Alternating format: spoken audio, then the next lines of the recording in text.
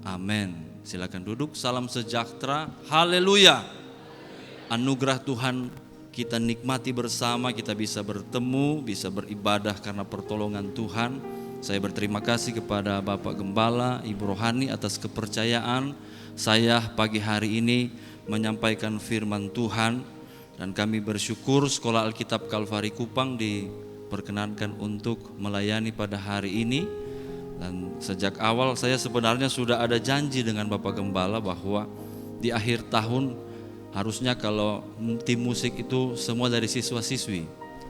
Tapi ya ada kendala beberapa. Tapi salah satunya juga karena bukan kendala tapi berkat. Karena sepanjang masa pembelajaran sejak pembukaan Sekolah Alkitab kami diserbu oleh guru-guru, jadi sangat padat, bahkan banyak kali sampai sesi malam. Jadi untuk latihan musik agak sedikit diundur. Tapi saya berdoa tahun depan siswa-siswi sudah bisa ya. Makanya saya ajak guru-guru mereka yang main. Jadi di drum ada Om David, itu guru drumnya SAC. Di keyboard ada guru mata pelajaran yang belum masuk ya. Dia sibuk. Mata pelajaran musik gereja, Saudari Mesya. Lalu di bass tadi ada guru mata pelajaran yang belum masuk juga, multimedia, sekaligus sekretaris Sekolah Alkitab ya, Bapak Yance. Dan di keyboard satu ini, ini dia, calon siswa angkatan depan. Tahun depan kayaknya dia masuk. Haleluya. Bercanda tapi betul Ivan ya.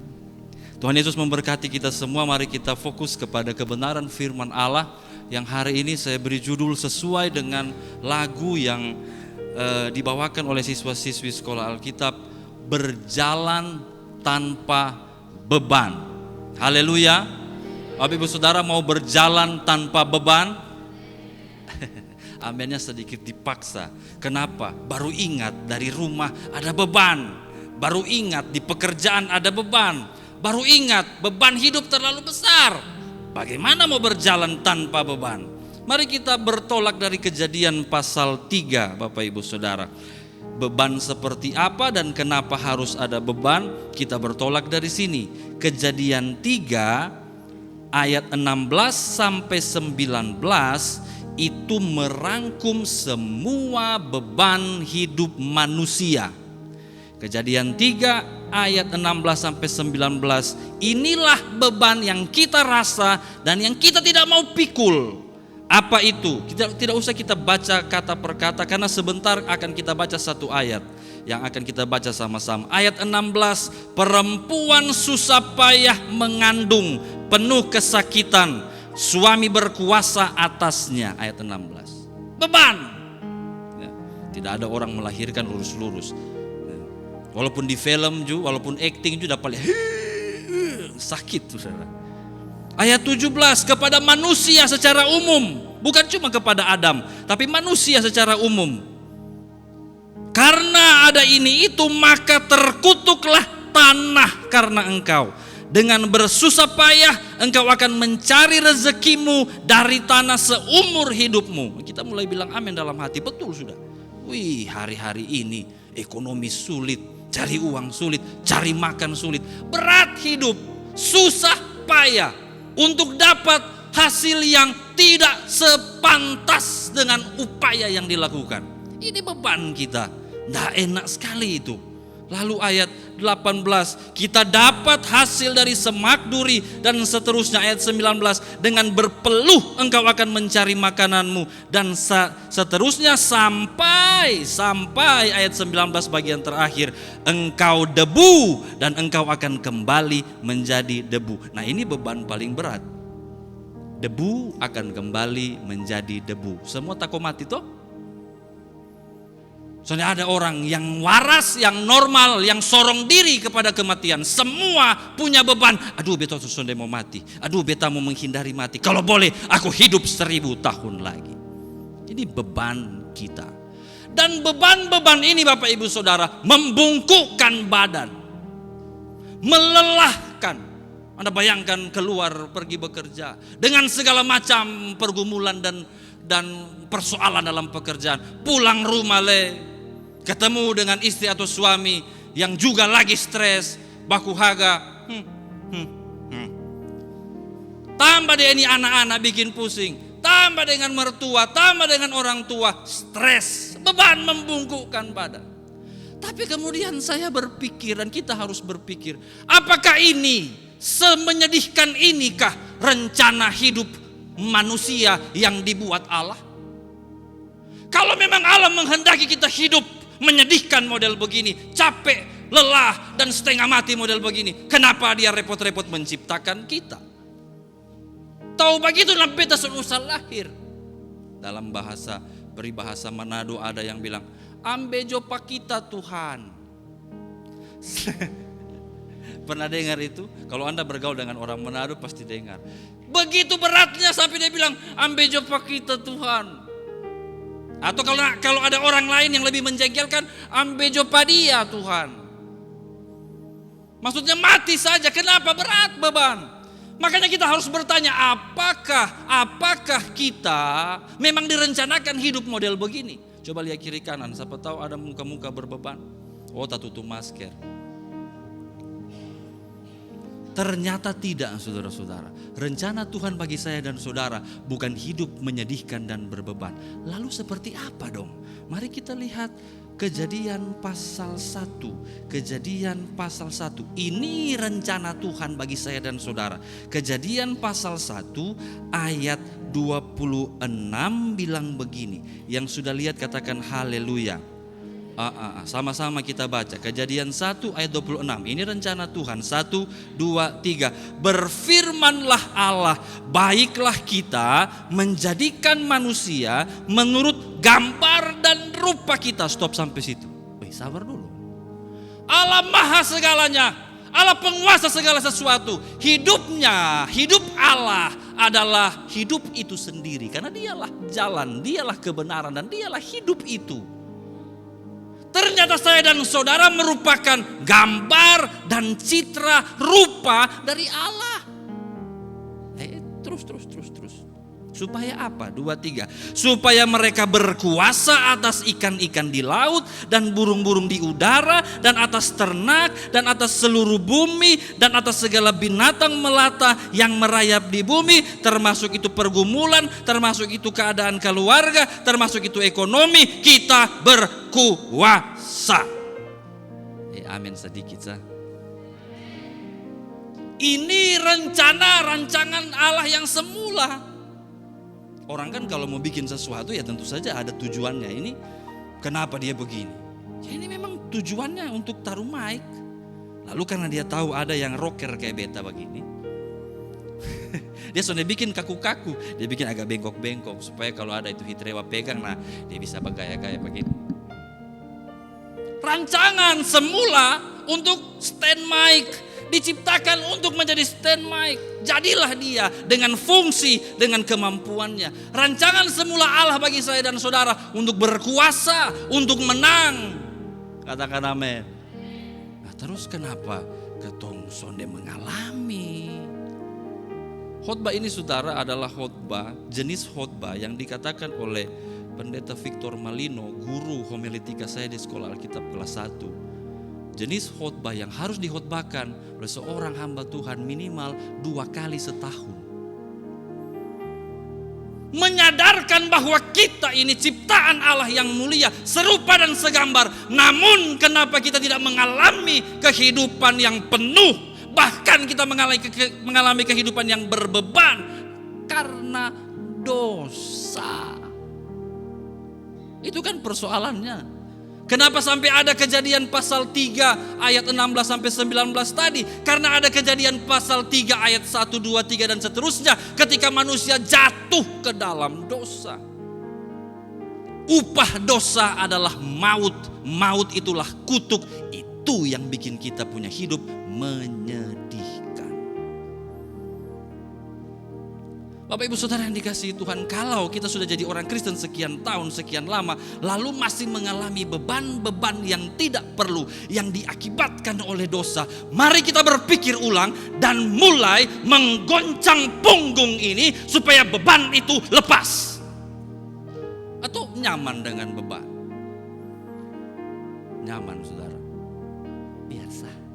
Beta begini sah, stres tadi kita salah apa-apa. Paling sakit mah, dia naik jantung mati. Biar sah, stres begini mah. Yang penting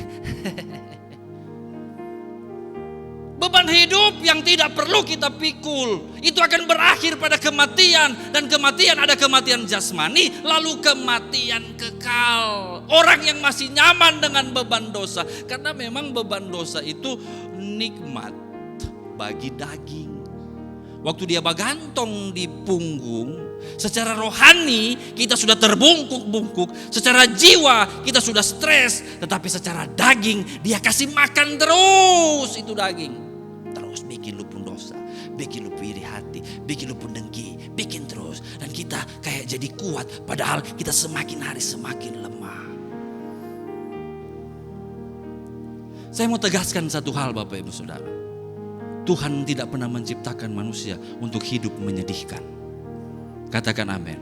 Coba kita lihat ayat 28 dari Kejadian pasal 1. Kejadian pasal 1 ayatnya yang ke-28.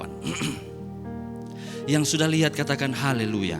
Ini sudah saya singgung dalam beberapa khotbah saya di waktu-waktu yang lalu di Rayon dan di ibadah gabungan pemuda remaja keluarga muda. Ayat 28 kita baca sama-sama. 1, 2, 3. Allah memberkati mereka. Lalu Allah berfirman kepada mereka, beranak cuculah dan bertambah banyak. Penuhilah bumi dan taklukkanlah itu. Berkuasalah atas ikan-ikan di laut dan burung-burung di udara dan atas segala binatang yang merayap di bumi. Katakan amin. Allah kasih mereka berkat. Allah kasih saya dan saudara berkat. Yang siap diberkati lambaikan tangan kananmu. Allah memberkati kita. Dan setelah kita terima berkat, dikatakan di situ Allah berfirman, Allah berikan firman-Nya bagi saya dan saudara untuk menuntun jalan kita tetap di jalan berkat Tuhan. Tadi malam saudari hamba Tuhan Mesia berkhotbah di ibadah gabungan pemuda remaja keluarga muda, bicara soal tetap tinggal dalam janji Tuhan. Janji Tuhan itu janji berkat. Tapi orang harus tetap tinggal di dalamnya. Dengar firman, lalu hidup di dalam firman. Seperti Maria. Sonde banyak tanya, sonde banyak cincong orang bilang. Waktu dengar firman, karena memang kenapa orang waktu dengar firman tidak mau cepat-cepat melakukan? Karena mendengar firman dan melakukan itu sama seperti bertobat. Misalnya ketong lagi jalan bodoh nih, jalan dosa, dengar firman, pasti firman kan selalu bilang, ayo berbalik, ayo bertobat, ayo berubah, kan begitu. Tidak ada firman bilang, lalu berkatalah Allah, tinggallah dalam perzinahanmu sampai kamu mati, kan tidak ada. Firman Tuhan bilang bertobatlah, berubahlah oleh pembaharuan budimu supaya engkau mengerti kehendak Allah, mana yang benar, mana yang berkenan kepada Tuhan, mana yang sempurna. Katakan amin. Nah orang tuh setengah mati itu karena beta lagi jalan begini disuruh balik. Tapi ayat tadi malam memberkati saya. Maria ketika dia mendengar firman Tuhan, Maria sonde banyak pertimbangan. Ini semua dekat-dekat Natal toh. Nah coba teladani dulu itu Maria. Saya bicara juga pada diri saya sendiri. Teladani Maria. Waktu dia dengar firman, Maria bilang begini, aku ini hamba Tuhan. Jadilah padaku seperti perkataanmu.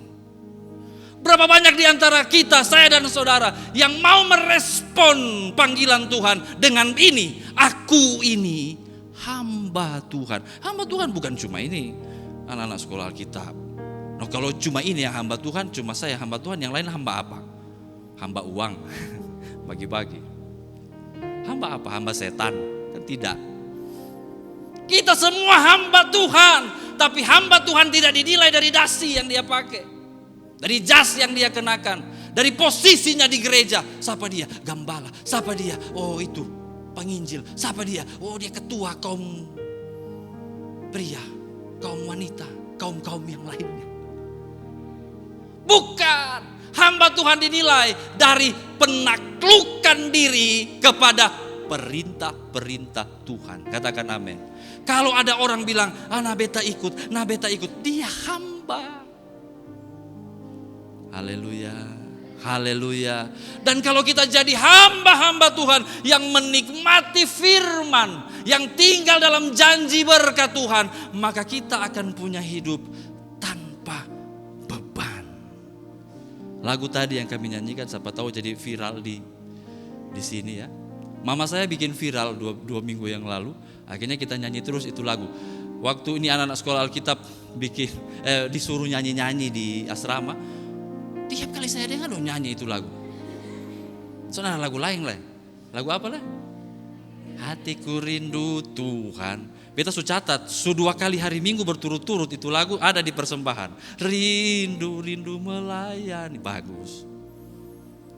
Tapi coba yang lagu tadi itu lagu PA, lagu pelajaran Alkitab. Diciptakan oleh pendeta Ondatu. Liriknya sederhana. Kalau bisa ditampilkan satu-satu sedikit-sedikit. Karena saya juga agak lupa. Aku berjalan tanpa beban. Tudum, tudum. Semua sudah diselesaikan. Tudum, tudum. Oleh darahnya ku ditebus dari dosa. Tak ada lagi penghukuman. Katakan amin. Bait 2, bukan oleh kebenaranku, bukan beta yang hebat, bukan saudara yang benar, aku dapat berdiri tegak. Ketemu harus tegak, kan tidak ada beban. Tapi hanya oleh anugerahnya yang besar, aku berjalan tanpa beban. Enak, sampai sorga itu. Dia bilang sorga di atas nah. Kalau ada beban kan mana mau naik. Aku dikasihi, aku dilindungi, aku dipelihara oleh kuasanya. Aku dikasihi, aku dikasihi, aku dilindungi, aku dipelihara oleh kuasa. Ketika Allah melihat ketidakmampuan manusia untuk lepas dari beban, Dia tidak biarkan kita berjalan sendiri. Kita dikasihi, kita dilindungi, kita dipulihkan oleh kuasa Tuhan. Dan berpuncak pada datangnya Kristus. Yesus datang ke dunia menjadi manusia seperti saya dan saudara, bukan untuk piknik kau jalan-jalan pi semau, bukan kau cuma lihat-lihat pemandangan, tapi untuk berkarya. Dia mati di kayu salib supaya saya dan saudara lepas dari beban dosa. Katakan amin. Bilang haleluya 3 kali. Haleluya, haleluya, haleluya. Tepuk tangan buat Tuhan Yesus. Intervensi sorga karena kita tidak mampu selamat. Makanya lagu ini terus bilang begini. Aku tidak dapat mengerti. Lanjut. Mengapa? Karena kita ini sebenarnya orang yang tidak layak. Kita berdosa. Dosa adalah kekejian bagi Tuhan. Harusnya Tuhan berbalik belakang dan tidak melihat kita lagi. Biarkan kita membusuk di neraka. Karena itu kalau Dia selamatkan kita, kita harus bilang, aku tidak dapat mengerti mengapa Dia baik padaku. Lanjut. Hanya satu hal yang dapat ku ceritakan. Aku berjalan tanpa beban. Haleluya. Goyangkan punggungmu. Kalau masih ada beban, masih ada dosa. Dan kalau Anda tersinggung dengan kebenaran firman, lalu berkata, biarlah dosa ini menjadi bagian hidupku. Sayangi dirimu. Tuhan aja sayang, kenapa kita tidak? Sayangi nasibmu. Karena dalam beban itu kita akan terpuruk pada kebinasaan kekal. Tapi kalau kita shake it off, kalau kita goncangkan oleh penebusan Kristus, engkau bisa jalan tanpa beban. Ada satu ayat yang menarik saudara. dalam Ibrani terakhir. Kalau terakhir kan enak. Ibrani pasal, ini pasti saya salah catat di catatan. Soalnya bukan yang itu. Ibrani pasal 13. Ibrani pasal 12 tuh kan. Sorry. Ibrani pasal 12. Ayat 1 sampai 17. Saya mendorong Bapak Ibu kita semua sampai di rumah baca ayat-ayat ini. Ini satu perikop yang dahsyat, yang luar biasa. Tidak perlu dijelaskan terlalu panjang oleh pengkhotbah, baca saja. Ayat 1 sampai 17 itu baca. Kalau perlu ulang-ulang supaya kita paham bagaimana hidup tanpa beban itu seperti apa. Bagaimana hidup tanpa beban mendapatkan kelegaan seperti apa. Bagaimana contoh hidup yang berbeban seperti apa supaya bisa dihindari. Itu ada di Ibrani 12 ayat 1 sampai 17. Baca di rumah. Saya dorong kita harus baca. Katakan amin. Oke, nah sekarang yang akan kita baca ayat 1 saja dan ayat 2. Ayat 1 dulu.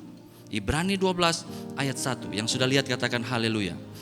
Baca sama-sama. 1, 2, 3.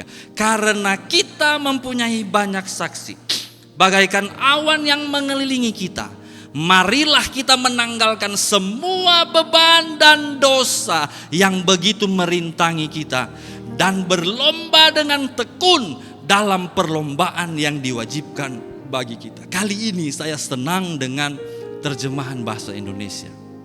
Karena terjemahan bahasa Indonesia memakai kata dan berlomba. Kalau terjemahan bahasa Inggris dia pakai kata dan lari. Memang dalam bahasa asli bisa lari, bisa lomba. Tapi kalau lari ya satu olahraga saja. Dan memang betul, siapa juga yang mau lari, lomba lari, isi ransel batu karang dari sekolah Alkitab, satu sah, dia satu begini nah. Taruh di ransel, kok ikut lomba lari. Itu bukan cari menang, itu cari mati. Ya, sudah mungkin. Jadi buka, lepas, kemudian lari. Tapi terjemahan bahasa Indonesia dia bilang berlomba. Segala jenis perlombaan. Dan kalau kita renungkan, semua perlombaan memang tidak boleh ada excess weight. Berat yang tidak seperlunya ada. Coba lihat, lomba balap mobil, itu mobil dong bikin teknologi sampai jadi ringan, minta ampun, ringan tapi kuat. Balap motor, apalagi tinju, apalagi segala macam olahraga, renang. Pokoknya kalau boleh tidak ada beban, tidak boleh ada beban, sampai beban psikologis tidak boleh ada. Dia kan begitu kalah kan atlet-atlet langsung, ya kemana sonde kalah kok, baru putus nah.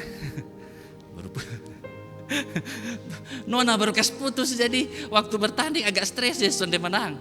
Beban. Tapi kalau dia atlet yang hebat, semua beban ditanggalkan. Saudara mau menanggalkan beban saudara? Mau berlomba saudara? Perlombaan rohani katakan amin. Kau lawan siapa? Saya lihat ada yang mulai kiri kanan. Oh beta lawan lu. Dalam perlombaan iman, David lawan Ivan. Siapa yang lebih cepat lari? Begitu, enggak. Perlombaan iman bukan masalah, bukan soal saya bertanding dengan siapa di samping saya. Bukan itu. Dengar baik-baik ini prinsip. Orang dunia supake ketong ketinggalan.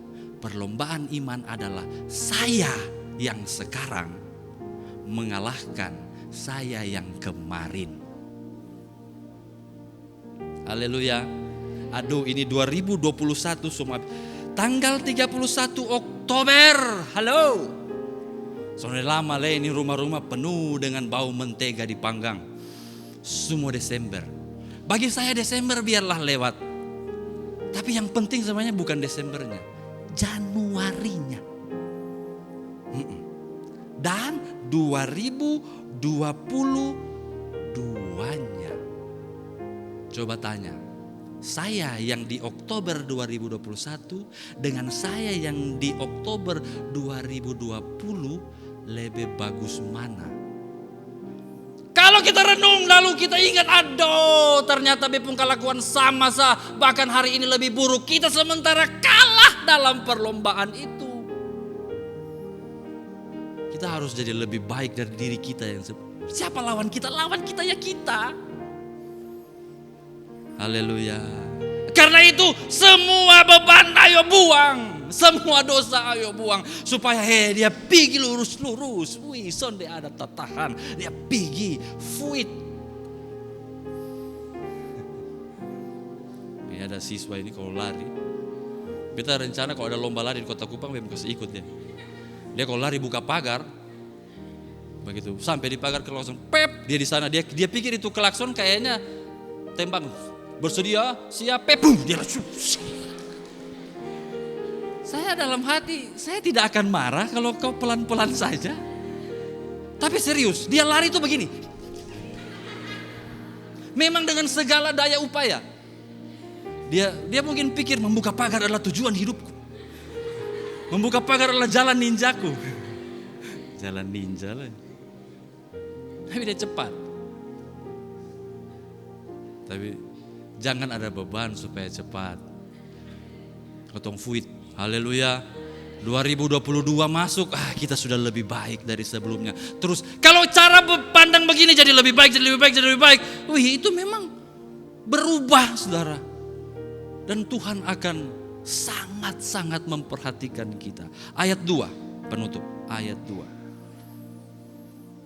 Bentuk perlombaannya ini ayat 2, 1, 2, 3. Marilah kita melakukan dengan mata yang tertuju kepada Yesus yang memimpin kita dalam iman dan yang membawa iman kita itu kepada kesempurnaan, yang dengan mengabaikan kehinaan tekun memikul salib, ganti sukacita yang disediakan bagi Dia yang sekarang duduk di sebelah kanan takhta Allah. Pandang Yesus. Kenapa ini penting? Karena waktu berlomba akan banyak supporter garis miring pengganggu. Sementara berlomba.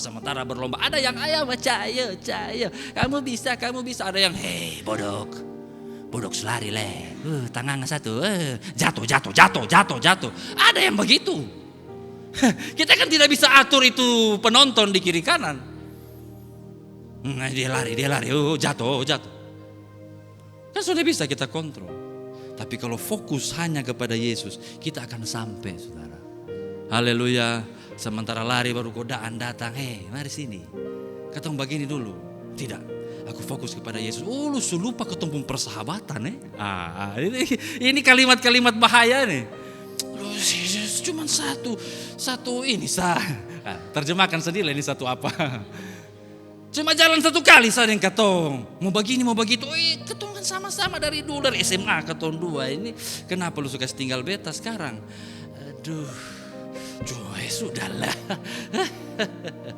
Dan kalah. Tapi kalau dia fokus kepada Yesus, dia bilang kawan ketong dua kawan mah. Yesus nomor 1. Haleluya. Masa yang betul, sah. Ini anak-anak sekolah Alkitab saya ini, saudara, setiap kali mereka ada hari pegang handphone, saya ketar-ketir. Betul. Apalagi istri saya, Karina tuh, semua pegang handphone lah. Kenapa? Jangan sampai kau sapa le telepon, baru mulai omong, lu begini begitu. Begitu habis terima handphone, ambil lagi itu handphone, ketemu muka sumur. So kenapa leh? Dari kampung ada bilang kok beta pilih ya itu kambing kok.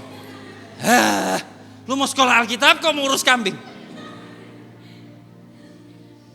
Pokoknya aku terima handphone sudah, mulai ada distraksi. Tapi sekarang so stabil, so aman. Karena sudah pernah pegang handphone lah. Sonde, nanti mau kasih. Tapi fokus kepada tujuan. Mau jadi hamba Tuhan toh? Nah fokus, belajar. Saya kok pikir-pikir yang lain. Nyongsu inilah, nasu itulah. Sudah susah pikir-pikir. Pandang saja kepada Yesus. Kalau pandang salah orang lain, sudah sampai surga katong. Saudara mau berjalan tanpa beban, saudara. Satu kali lagi ya nyanyi ya, sebelum saya kasih berikan kepada Bapak Gembala. Ulang satu kali lagi. Mudah-mudahan viral. Aku berjalan tanpa beban. Tampil tepuk tangan boleh. Semua sudah diselesaikan. Oleh darahnya aku ditebus dari dosa. Oleh darahnya aku ditebus dari dosa. Tak ada lagi penghukuman. Ada lagi penghukuman. Bukan oleh kebenaranku. Bukan oleh kebenaranku. Aku dapat berdiri tegak. Aku dapat berdiri tegak. Tapi hanya oleh anugerah. Tapi hanya oleh anugerahnya yang besar. Aku terima hidup yang berjalan tanpa beban. Karena aku kasihi, aku dilindungi. Aku dipelihara oleh kuasanya, aku dikasihi, haleluya. Aku dilindungi, aku dipelihara oleh kuasanya. Aku tidak dapat mengerti mengapa dia baik, mengapa dia baik bagiku. Haleluya. Hanya satu hal yang dapat ku ceritakan, jalanlah tanpa beban. Aku beri tepuk tangan buat Tuhan Yesus. Haleluya. Serahkan kepada Bapak Gembala.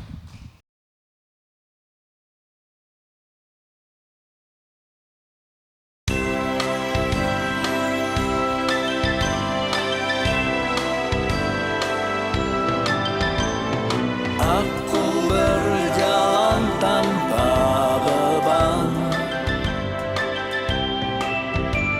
semua sudah diselesaikan. Oleh darahnya ku ditebus dari dosa. Tak ada lagi penghukuman. Bukan oleh kebenaranku. Aku dapat berdiri tegak. Tapi hanya oleh anugerahnya yang besar. Aku berjalan tanpa beban. Aku dikasihi, aku dilindungi, aku dipelihara oleh kuasanya. Aku dikasihi, aku dilindungi, aku dipelihara oleh kuasanya. Aku tidak dapat mengerti mengapa dia baik padaku. Hanya satu hal yang dapat ku ceritakan. Aku berjalan tanpa beban. Aku dikasihi, aku dilindungi, aku dipelihara oleh kuasanya. Aku dikasihi, aku dilindungi, aku dipelihara oleh kuasanya. Aku tidak dapat mengerti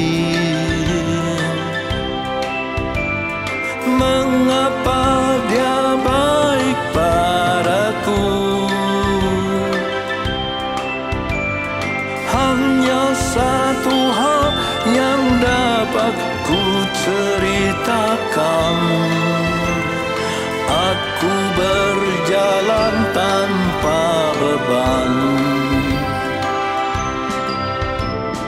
Aku berjalan tanpa beban. Aku berjalan tanpa